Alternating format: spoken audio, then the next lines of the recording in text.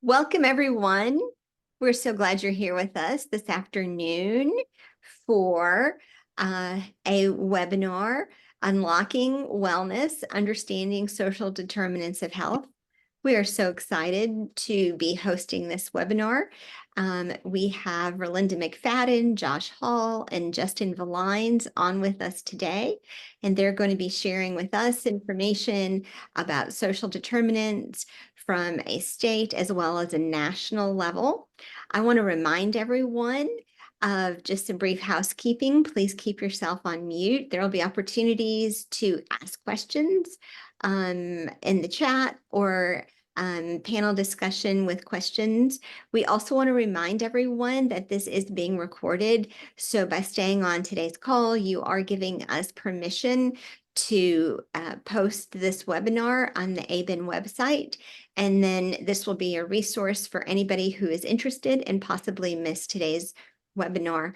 With that, I'm going to turn it over to Justin. Thanks so much, Kim. I appreciate it. And thanks, Aben, for hosting us.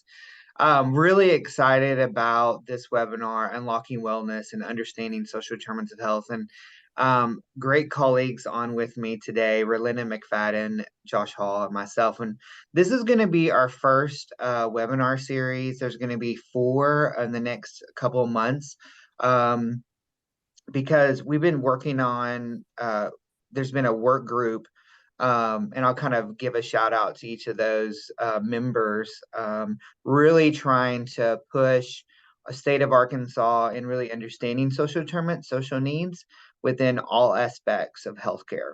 So, kind of the agenda, we're gonna meet our panel, which they're on, and then to really just increase our wellness and understanding of outcomes, provide practical strategies and tools that we can take back to our clinic or behavioral health clinic or our hospital, how fostering collaboration and networking is key to success, and then a little panel discussion and then open Q&A. Some learning objectives, again, explain the health and well-being, recognize the responsibility of states, as we're going and looking at overall population, identifying certain socioeconomic, biological, or behavioral factors that influence our health, and then just really explain what social determinants of health is, and then how we can start screening and providing resources to our patients or clients. So a shout out to our population health and social determinants of health work group. Many different organizations across the state are part of this work group. We try to meet every other Friday. Things come up, especially in the springtime with a lot of conferences, but I just wanted to recognize each of these organizations, that they're a key element to this webinar series that is coming up, but also really driving and educating our state in this movement. So we know that many countries are working towards better of health, just like the United States, but yet we face, absence of data or a particular policy. So from a national standpoint, longer, healthy lives more likely in communities with strong health inclusivity. From a community standpoint, from the WHO director, health does not begin in a hospital or clinic. It begins in our homes, our communities, with the food we eat, the water we drink, and the air we breathe, in our schools, in our workplaces. And then from an individual perspective, inclusive health cannot be created by focusing on healthcare alone. What is known about social determinants of health, such as patients' education, income level, and environment, matters in patient care. So something to really think about as we're going through today. So here we are. We have Relinda McFadden. She's a manager of the practice transformation with the Arkansas Foundation for Medical Care. We also have Josh Hall, a licensed clinical social worker, and Relinda, a nurse with a lot of credentials. Josh Hall, licensed clinical social worker, vice president, executive director of HARC at the Accelerate Foundation. And then myself, the policy director with our Arkansas Department of Health and SHARE, which is our statewide health information exchange. So with that, I'm going to turn it over Josh first to start our panel discussion and move us towards an overview of social determinants of health. Yeah, well, welcome everybody. And thanks, Justin, for that introduction. And, it's always encouraging to me to see this many people jump into a lunch webinar to talk about social determinants of health. And, it's such a vital part of our communities and such an important piece. And, I think everybody on this call may even be at a different kind of point in what I'll call your social determinant of health journey, of understanding. Some of you may have been really aware and working in this space for a very, very long time, and see the importance of these things. Others, this could be a little bit more of an introduction. So hopefully we'll be able to, through our conversation, and through the content we're sharing, kind of walk that balance across both ends of that spectrum. And hope for those who've been in the trenches, with us, you're encouraged. And for those who are new, I hope you're intrigued by what we have to cover. Also, why in the world am I on this call, and who in the heck am I? That's a good question. And why did Justin even reach out? So just a little bit getting started here. As many of you may have not heard of Accelerate Foundation and HARC. And so, we're a regional foundation in Northwest Arkansas who we do a lot of things, been around for about 25 years. We started in health. Started as a health conversion foundation. And, a handful of years ago, probably, kind of around 2016 or so, read a Wake Forest study that was really talking about the social determinants of health, and said, whoa, man, we've really got to be thinking about this as a foundation, as a community. And not only are we investing in those social determinants of health through grants to nonprofits and through operating arms and things like that within the community, we also launched an organization called HARC that works directly with individuals in the community to connect them to the social determinant of health resources in the community, while collecting social determinant of health data and all of those things for our region, and hopefully beyond, as we continue to learn and grow and understand this. So that's kind of a starting point there, just a little bit of context. But, wanted to start here with a definition of health. And this is really basic. So, I'm not going to spend a lot of time on this, but, from the World Health Organization, this is not a new concept around kind of this complete understanding of health. So not just what's going on specifically in your body, but your physical, mental, and social well-being. It's not just the absence of disease, or not just the absence of some sort of condition. It's this holistic sense of who we are. And, there are a lot of pieces in our life that impact that. And all of the social factors that are going on in our life, in our bodies, in our environments, and our, you name it, are all contributing to the overall kind of mind, body, and spirit condition that we're all existing in. So kind of starting point around there of, hey, we didn't come up with this definition, but here's kind of what it looks like. And again, not a new concept, but I think a very important one. Okay, so what are social determinants of health? And in a really quick way, they're really all the non-medical factors that influence health outcomes. And this can look a lot of different ways, from kind of the socioeconomic and political context of your environment, what's going on in where you're at, what policies, what impact of those policies. So all the way at this kind of macro level. And then as we begin to look at those social factors that then go really down into the more meso and micro levels of an individual's experience, you have, your socioeconomic position impacts that. There's a little bit more that we'll cover on that later that are significant factors there.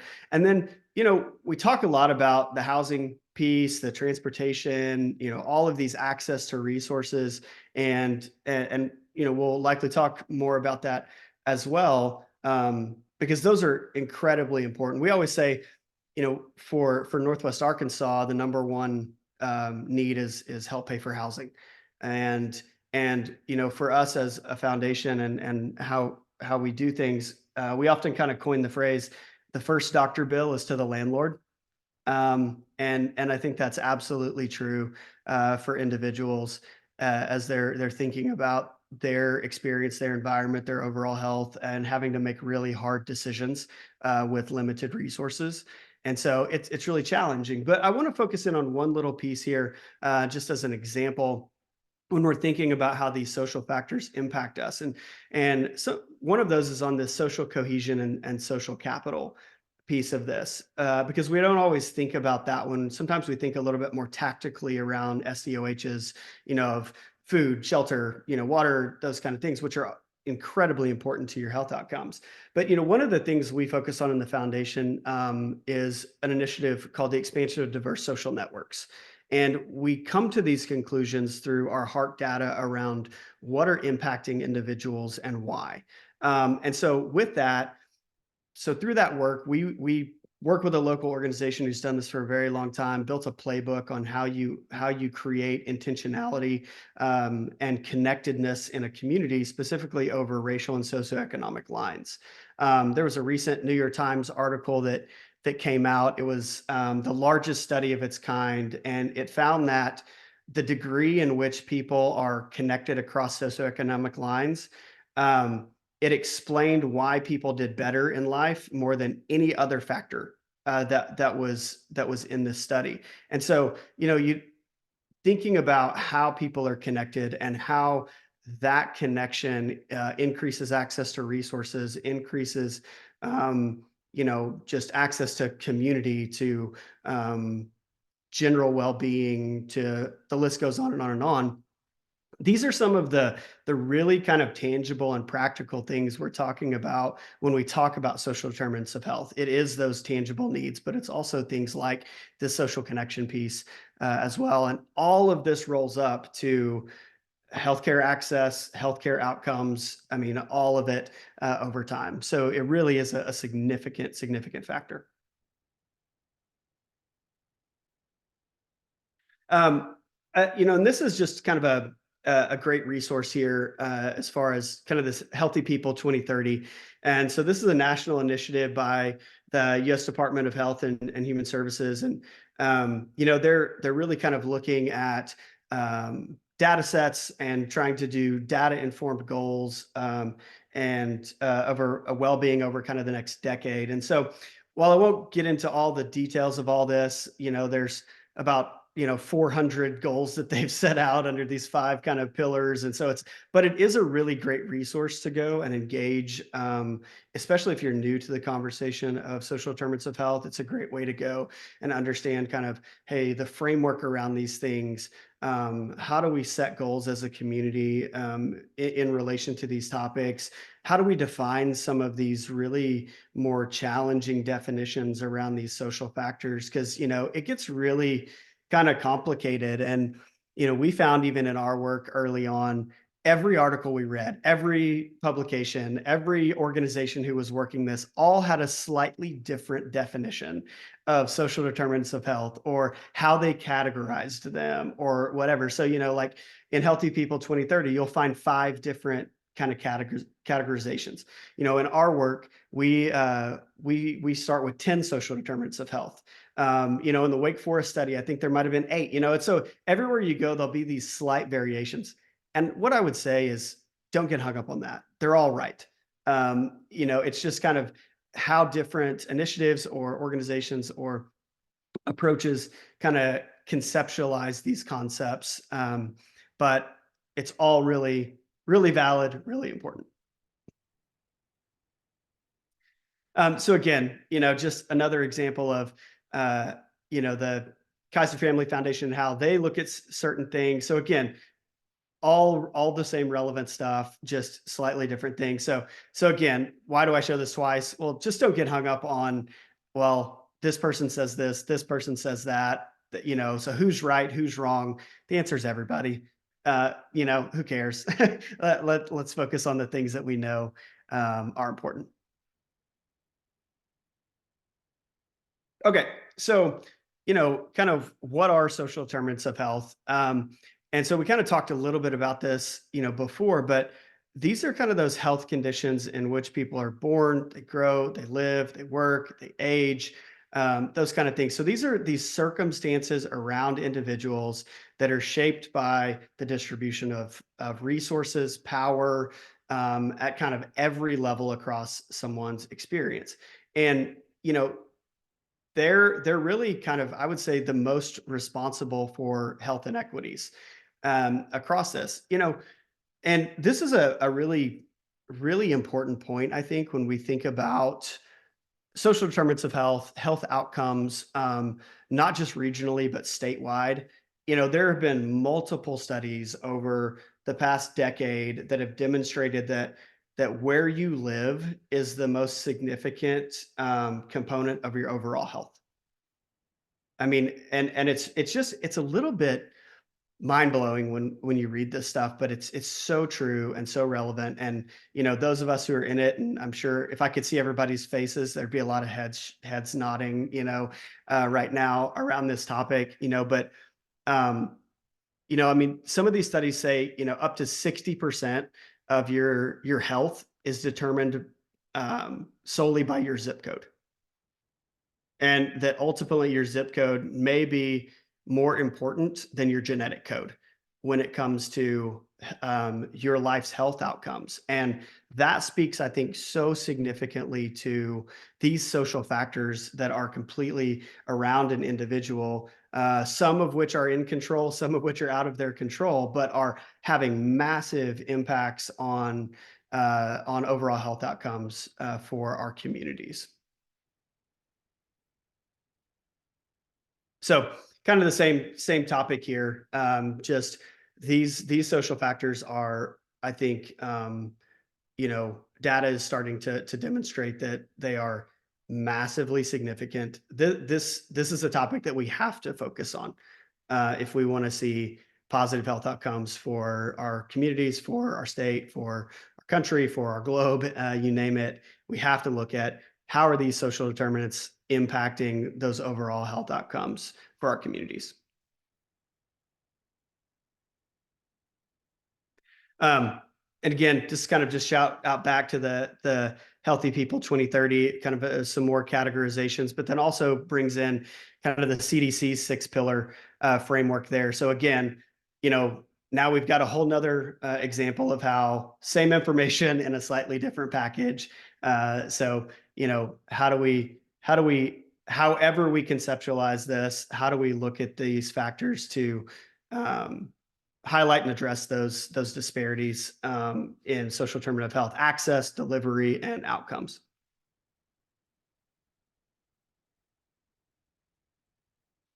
And the thing that we also see in kind of some of this data is that lower socioeconomic populations are even more vulnerable to lack of access to social determinant of health resources and those kind of things. Not new information. I'm sure lots of people see this and experience it and are seeing this in their communities, seeing this in their clinics, seeing this in their health systems, seeing this in their kind of nonprofit communities, all of that, you know, kind of across the board, when we limit resources and we have limited resources, we have kind of the long-term effects around all of these social determinant of health factors.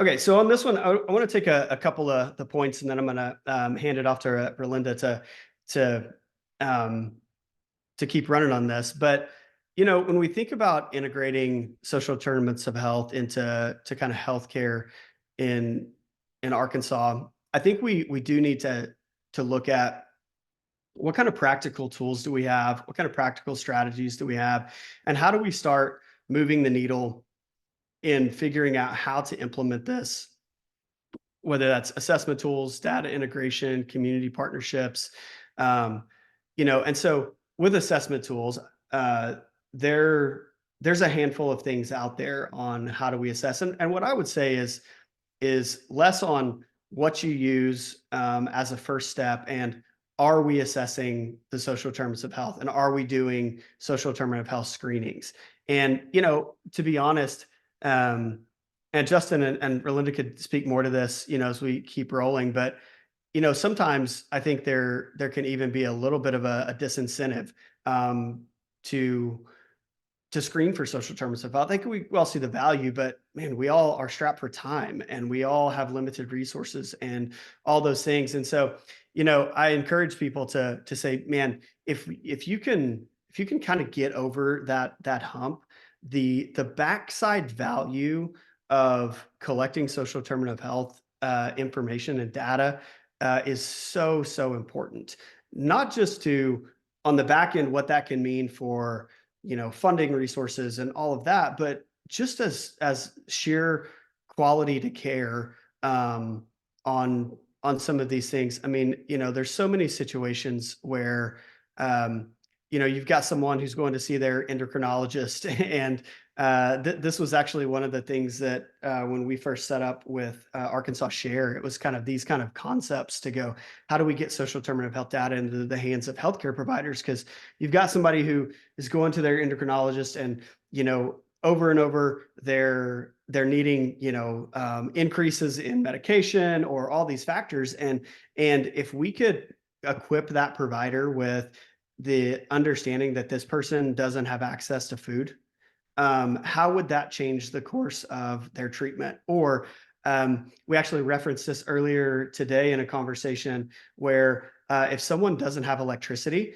and the insulin they need has to be refrigerated, well, that's a big impact into their health outcome. And so how do we better assess what's going on with an individual as they're coming through the doors? How does that then inform care?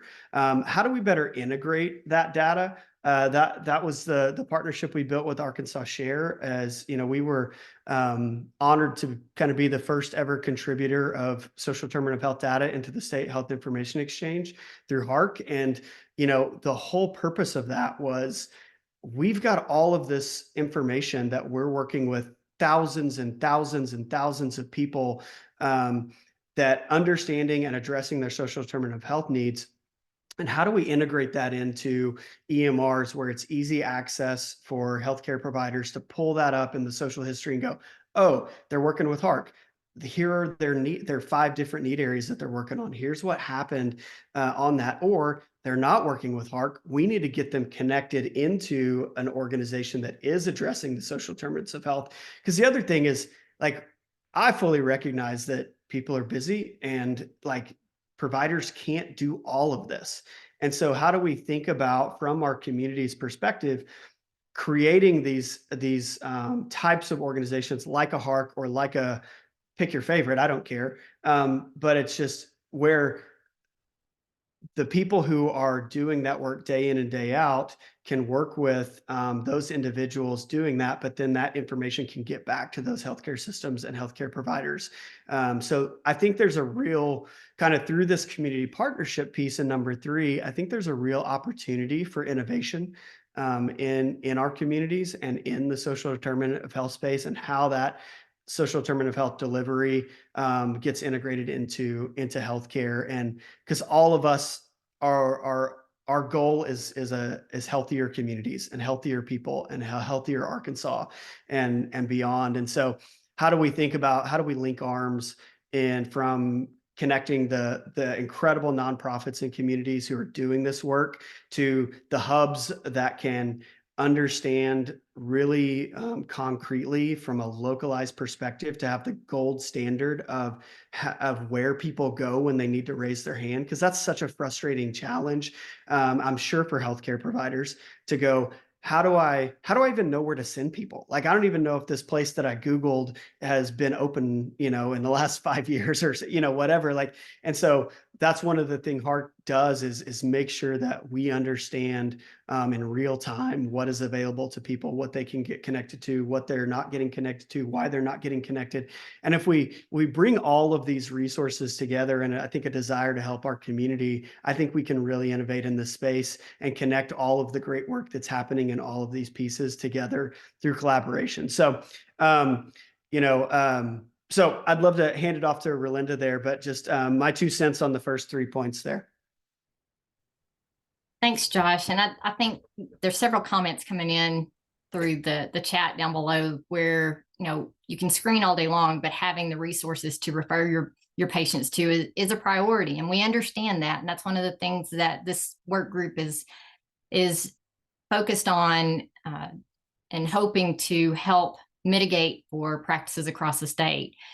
Payment models as far as social determinants of health, we have a couple of passes or a pass that is actually reimbursing for some, but with CMS's push towards value-based care and away from fee-for-service, I think we're going to see a lot more focus on social determinants to ensure that patients are getting the right care at the right time, and working to prevent issues with their chronicity of the diseases.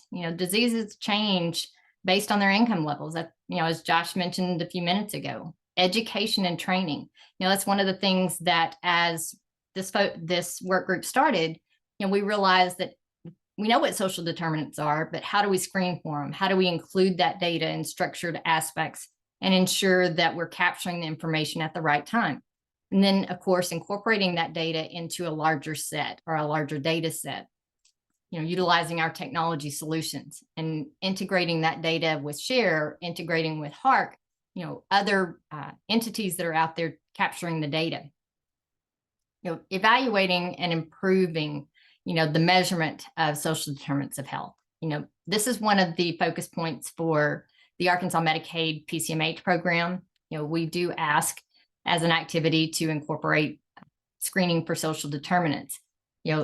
Incorporating this might be the single question, but then again, it might be a full assessment of a beneficiary or a patient, making sure that we're capturing that information. I know that DMS has said before that they are capturing the diagnosis codes for social determinants. So, and I believe that Blue Cross is as well. And so making sure that we are putting that information out there so that it can be captured and tracked.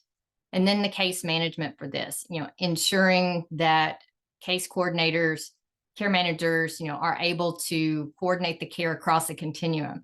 And as Josh mentioned, that's one of the things that they do is they close that loop with patients who are referred or individuals from the community, making sure that everybody is included in the continuum of care.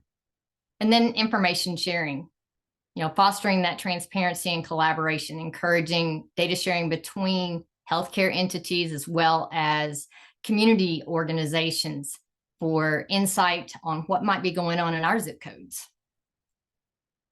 Next slide.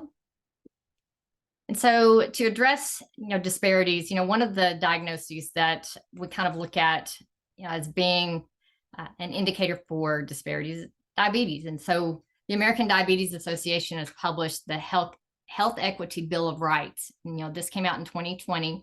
It focuses on creating a future without unjust health disparities. And as Josh mentioned, how would a diabetic patient who is unhomed and has limited access to stable electricity ensure that they are maintaining, insulin that needs to be refrigerated? And so it's about that continuum of care as well, right access, insurance coverage, what else can we do as far as ensuring that beneficiaries and patients and communities are meeting the needs of our populations. Social determinants of health needs affect all diagnosis, but it does differ based on income. Next slide. So the American Cancer Society also seeks to reduce disparities in cancer care through health initiatives focused on social determinants. They have undertaken various initiatives to promote health equity and to reduce the disparities in cancer care. Some of these initiatives include the Change Program and partnerships with organizations like the NAACP and NHMA. These initiatives facilitate greater outreach and enable effective interventions for our underserved populations. And so you can see this is for 65 years and older, looking at those beneficiaries who have less than a high school education, less than 25,000 income, and based on their zip codes.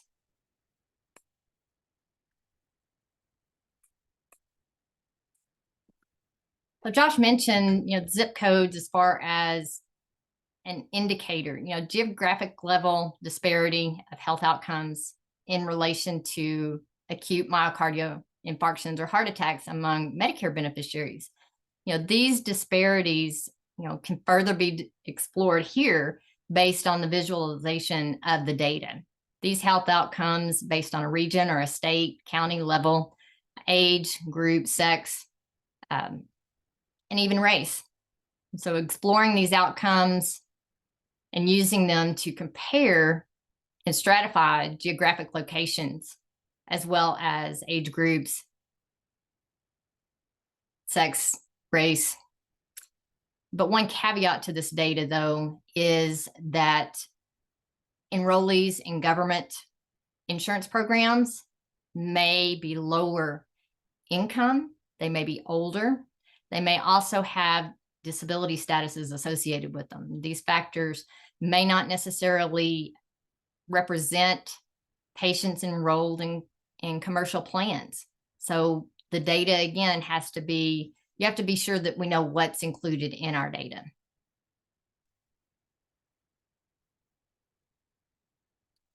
And so payers increasing the focus on social determinants of health has prompted not only the industry, but us as a state, to think more broadly about social determinants of health and how it's incorporated into day-to-day patient care, and this one specifically into pharmacy usage.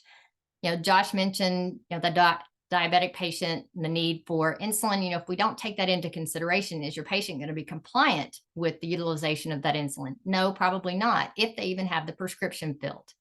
And so we are seeing our payers focus on differences in clinical and economic outcomes, as well as patients with different insurance coverage types, Medicare, Medicare Advantage, and this also relates back to our CMS focus of moving from fee-for-service into a more value-based aspect of care. This response, payers sit at the table with us, and we are very honored to have them there, especially here in Arkansas. And the industry has truly begun to recognize and focus on the fact that medical care alone is not necessarily an effective way to manage populations. You've got to look at the root causes for some of these within your populations. Pairing medical care with social determinants of health, really could significantly improve your outcomes, lower cost, and improve the quality of life for millions. Next slide. So there are several barriers related to improving delivery of care through social determinants of health and assessing this. Many of you have mentioned in the chat, I see it popping up, that you've got to have a resource when you have a positive screening, and we agree. And we have to have cross-collaborative, cross-agency collaboration. We know that between 45 and 57% of social determinants stem from outside of the healthcare system. And 80% of what influences health comes from beyond one's physician visit.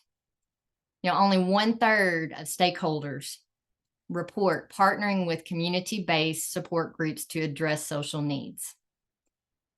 Care gaps. How do we close these care gaps for patients?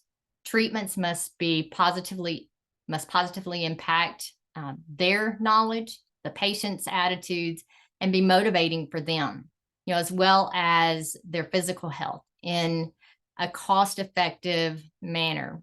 We want this to happen without full understanding of a patient's social determinants of health, because this treatment is limited.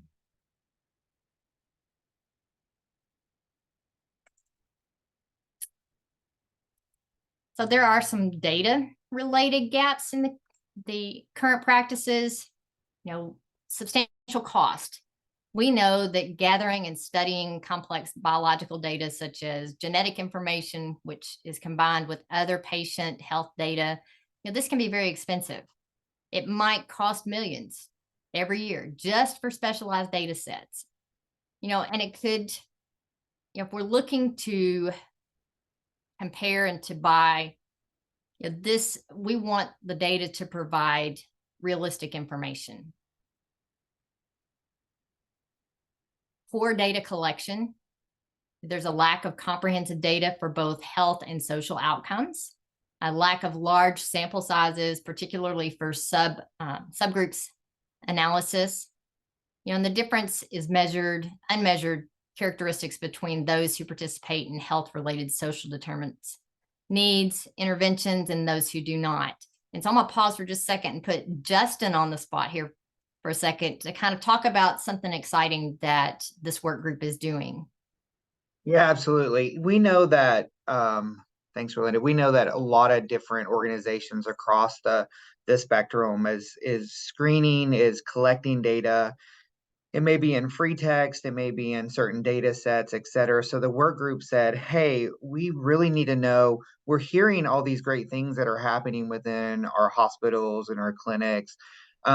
But how are they screening? What are they screening? Do they even have any tools to do that? And so understanding that as a state, we're looking at doing and working with the UMS public health organization to help us put a survey together where we can survey the state as a whole to really glean that qualitative and then quantitative data to see where Arkansas is as a whole and be inclusive of our long-term post-acute behavioral health DD/IDD specialist, ambulatory and acute, and then post-acute care facilities, so that we understand as a whole where we are. We can provide that back to our partners, back to our state, back to our payers. So then we can all come together as a group and really figure out, how do we move this paradigm? How can we move in a way that can benefit us as Arkansans? So really exciting stuff happening, more to come on that. But the work group has put together a whole list of questions and things, and we're starting that process. So that's exciting. This will be something big and something that there are very few comparisons out there. So we're moving on to the data availability. And so when we talk about data, we want to talk about real world data. And this is a valuable asset for capturing patient outcomes in just a routine clinical practice. Real world data refers to data that's collected outside of a traditional clinical trial setting, such as within your EHR, claims data, patient-generated data. We want to know where it's going and how it's going to be used. But right now, there's very little proactive use of this data. And so from clinicians to claims to billing, financials, and ensuring that we are beginning to look at how to incorporate this data. So social determinants of health data can bring additional insight into that real world data. We can use it for linkage of social determinants data at the patient or geographic level. We can evaluate the impact of targeted interventions in the real world environment. We can also use it to identify unmet needs among populations with certain SDOH characteristics. We can use it to identify additional SDOH related risk factors and confounders to improve the study design, analysis, and the interpretation of any outcomes.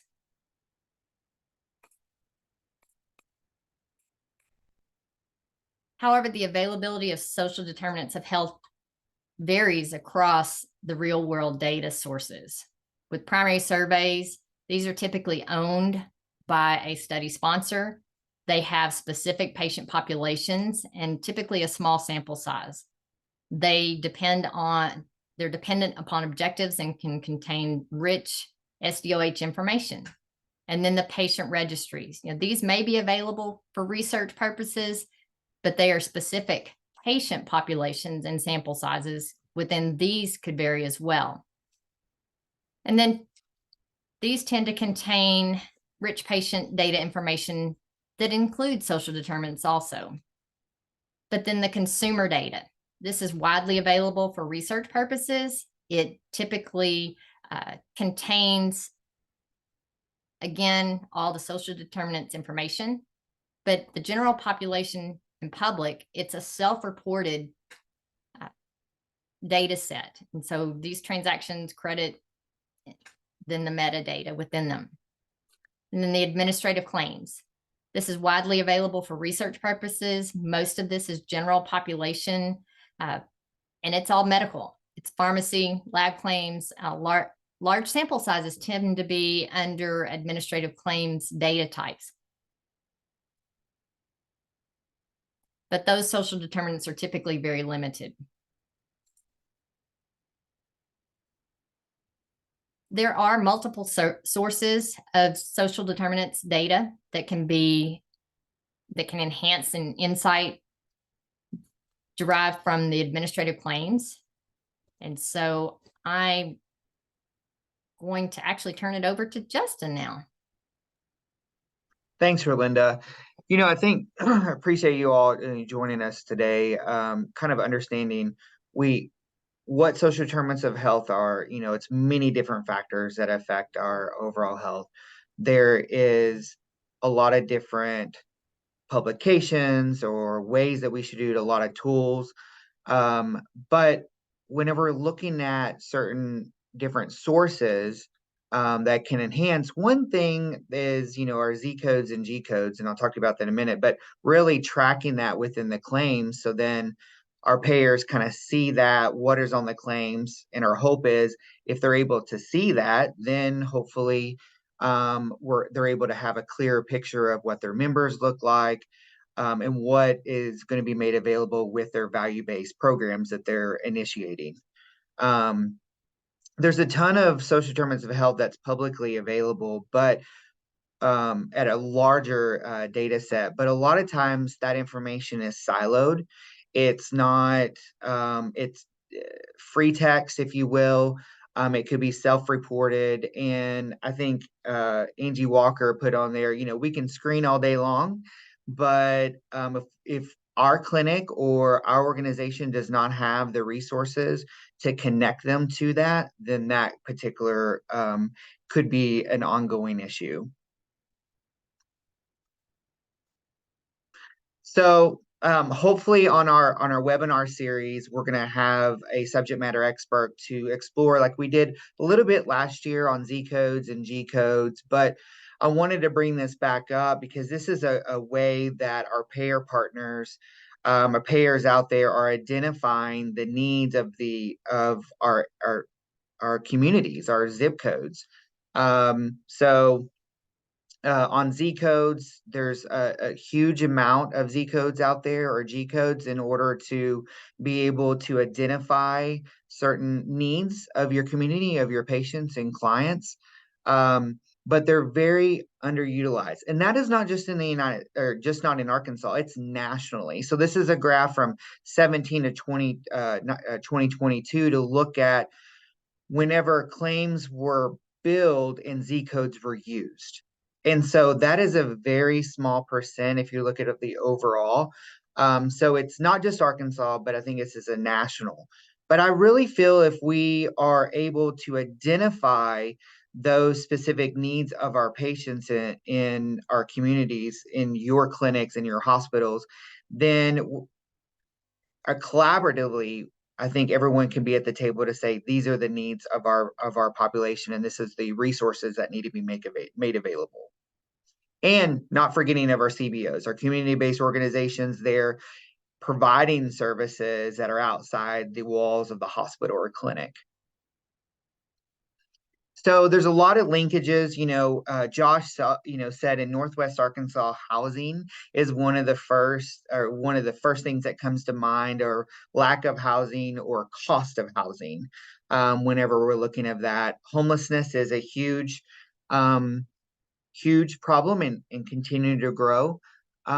But when we're looking at the data and we're identifying certain aspects of a person's overall health, not just physically, but maybe that social need, having information and making sure that we're putting it in a more structured format within your EMR is critical.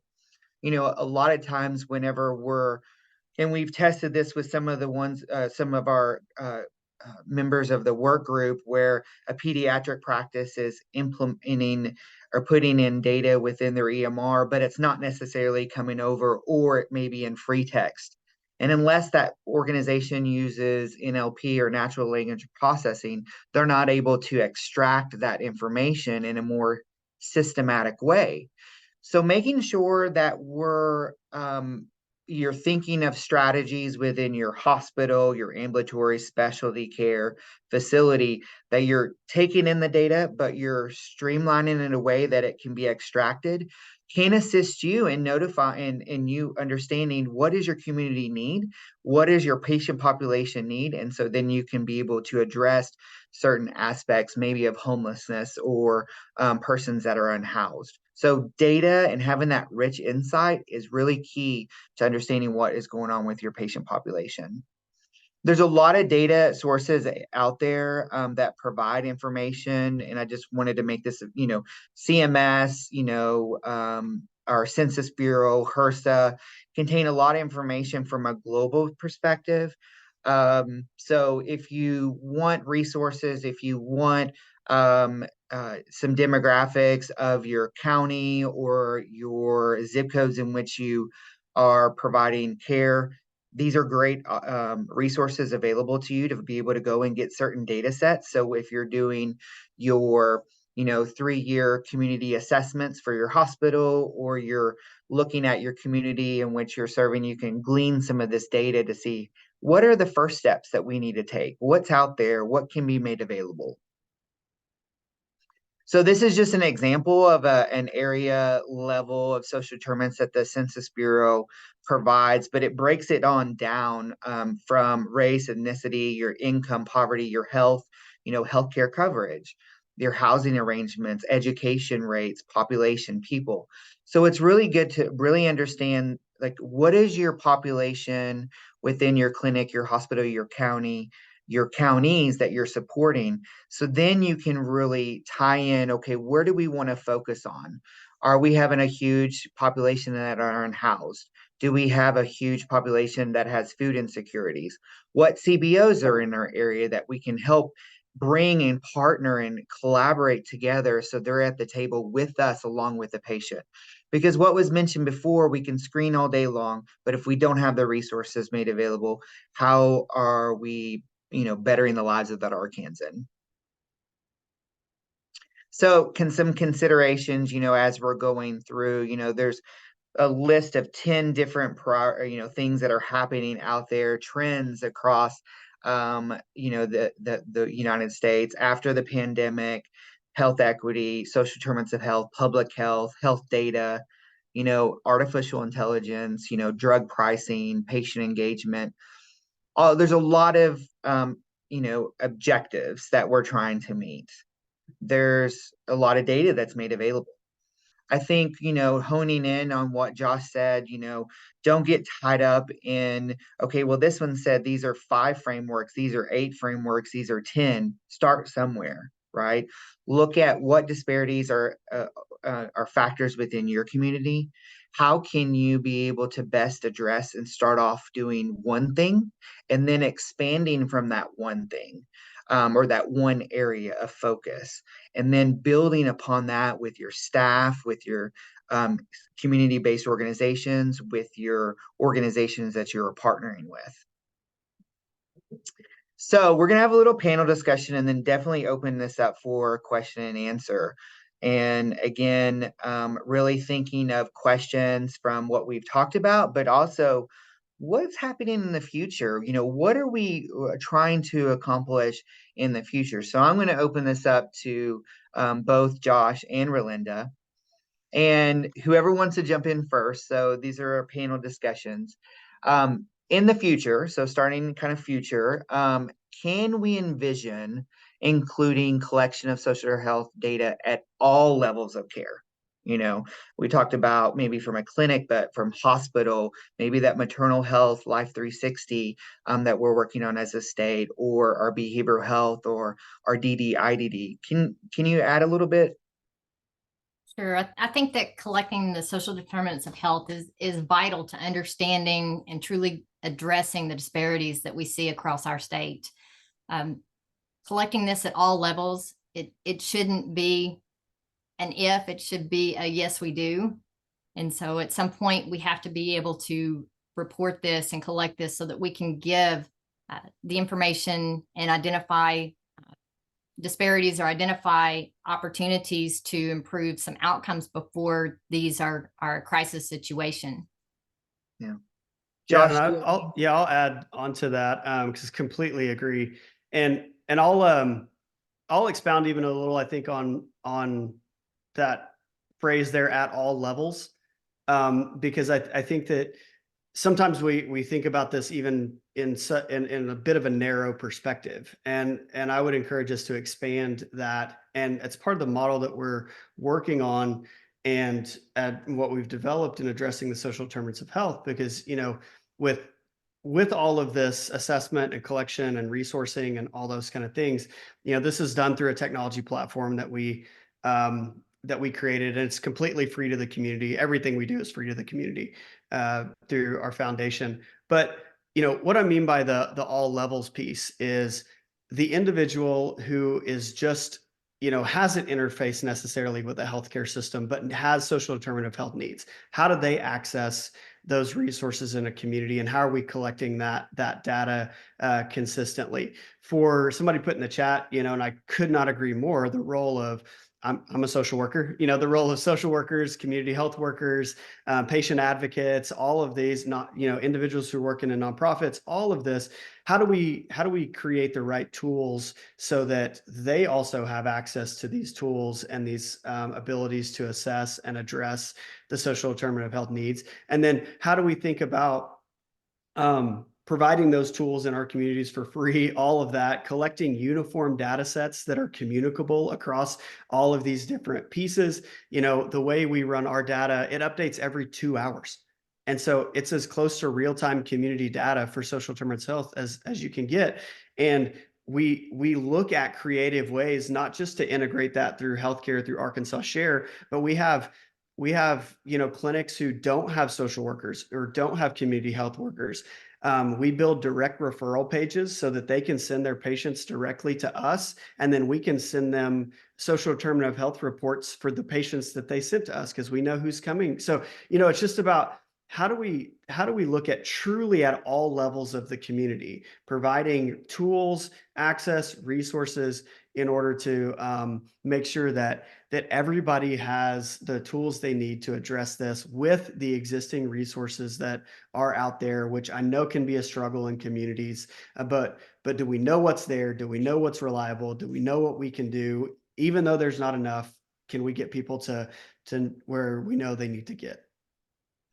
And I'll punt this next question to you, Josh, and then ask Relinda, which therapeutic areas are having the greatest disparities in health needs in terms of access to care? Yeah, I mean, so again, I can speak to Northwest Arkansas and the data that we're looking at here, but for us, it's the top 5 needs in Northwest Arkansas are help pay for housing, free food, financial assistance, help pay for food, and help pay for healthcare. Those are consistently kind of in the top 5. With help pay for housing kind of dwarfing everything else. And that's why we talk about that first doctor bill, goes to the landlord. I mean, because it's such a huge allocation of resources, and we're seeing it just specifically those areas, and there's others for sure, but those areas really taking a toll. Everything in our lives is more expensive. Everything that we need to access costs more and is harder to get, and wages aren't increasing, and all of these challenges that if we don't think that those are having health consequences, then we're missing the forest for the trees here, just in the amount of pressure that we're all under, and our communities are under to maintain stability, to keep going is a real challenge right now. And I think you're seeing that play out in lots of different ways. Thanks, Josh. Next question, I'm going to punt it to Relinda to start off. What incentives do payers have to promote and utilize Z codes for reporting and tracking social determinants of health if these are not billable? Is there an opportunity for more utilization between our health system? There's absolutely an opportunity for this, but we know that right now that not all of our payers are reimbursing for this. And so, I mean, this is, it's the right thing to do in capturing the data. CMS has made their voice heard in regards to the move from fee for service to value-based, and obviously the average time for transition in healthcare is about 16 years. So this has been coming for a while. So hopefully we are getting near that tipping point where this does become a reality. Payers are promoting the use of Z codes now across them.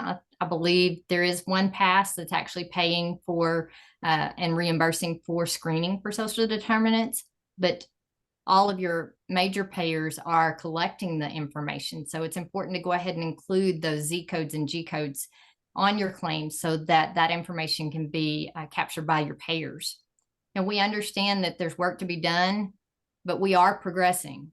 It's slow, but we are one foot in front of the other, and this is what it's going to take. We do understand that there are barriers that many of you have voiced, that you need validated resources that are consistent within your communities, and that's something that we have to address and have to identify a means to keep it up to date.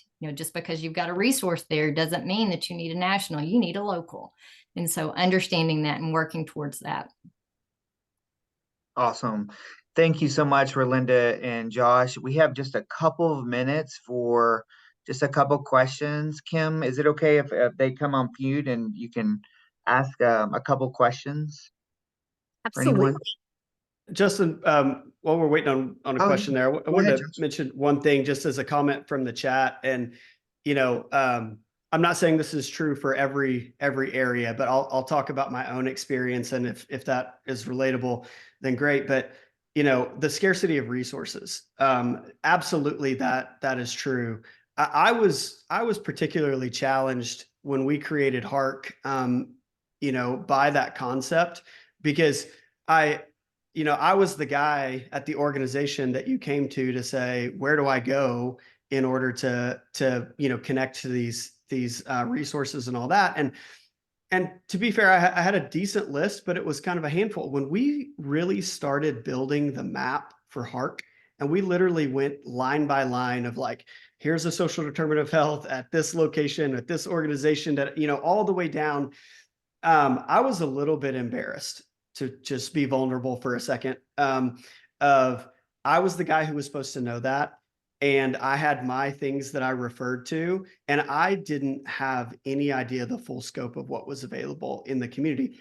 And the reason that is, it's not beat myself up on that. It's because nobody is. And, nobody can know everything. And so how do we leverage technology and things like that? So for us now, in our HARC map, and these are all verified resources by our team on a consistent schedule. We start with 10 social determinants of health. We break that into 50 need categories, over 200 services, and to date, over 3,000 referrals we can make through our technology platform. And so zero chance I was able to know all of that without utilizing those technology platforms. Not to mention, we're incorporating, predictive analytics and AI and things to then look at linking as you're building a plan, it's looking across all 17,000 other people in our database that's going, hey, this person was in this similar situation. It's making recommendations for referrals based on these other individuals' experience. So, it's still all client driven, but leveraging technology in order that opens up a whole new world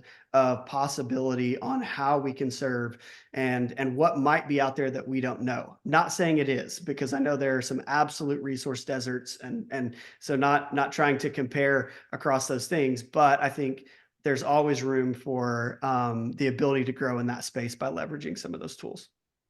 Absolutely, Josh. Thank you so much for chiming in there, because that brings it home a little bit.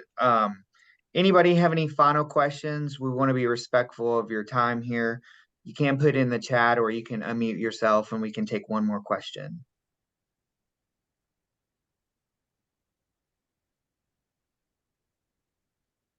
No? Well, thank you so much, Josh, Relinda, the AVEN team, and all of the work group that we meet every other Friday, or try to at least, and to keep chugging along on educating our state. Be on the lookout for our next. We're going to have a couple other webinars, one on specifically on behavioral health and behavioral health needs and social needs. We're going to have one talking about chronic diseases and how social needs really affect certain chronic diseases, and how the Arkansas Department of Health is kind of moving that along. And then hopefully have a subject matter expert on update on Z codes and G codes to educate you on what is the latest and greatest coming out and what we need to be looking for in providing that information to our staff. So again, thank you so much. This will be made available on AVEN, and I'll turn it back over to Kim. Thank you so much, Justin, Relinda, and Josh. This was absolutely fantastic information. I really appreciate you guys pulling this together and providing all of these resources, and I look forward to the rest of the series. Y'all have a wonderful afternoon.